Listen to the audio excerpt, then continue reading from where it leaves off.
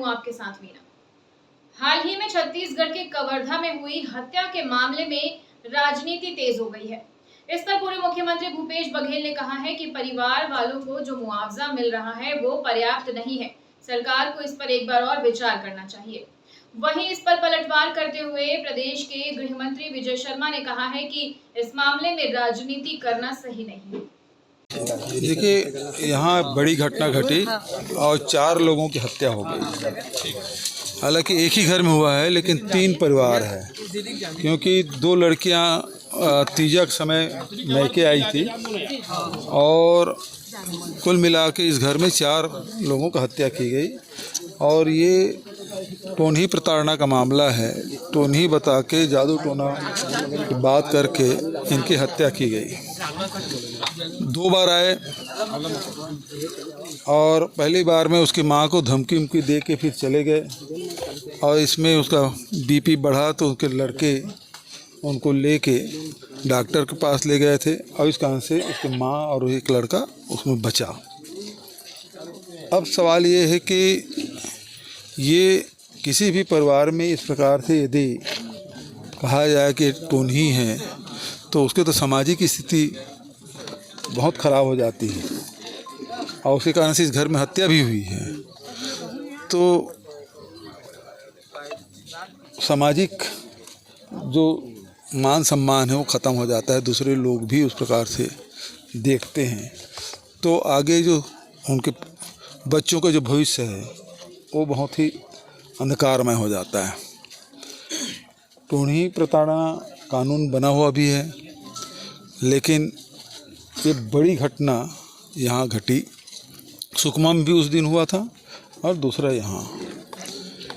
अब 3 परिवार है और सरकार ने केवल 10 लाख रुपया दिया है।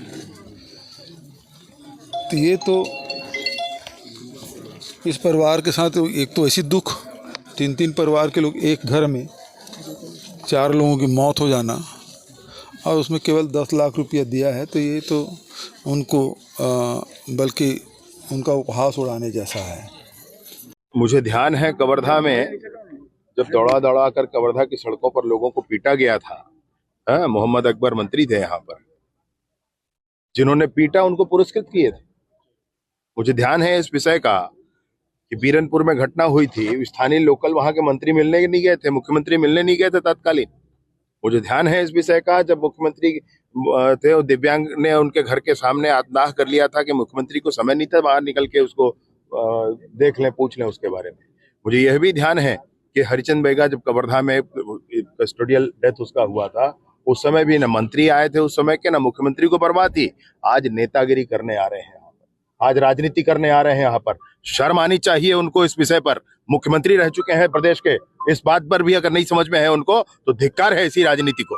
अभी सेवा का अगर भाव है तो किया जाए। आकर के आप क्या कर रहे हैं गांव में, बताए कोई मुझे? बिल्कुल गलत बात है।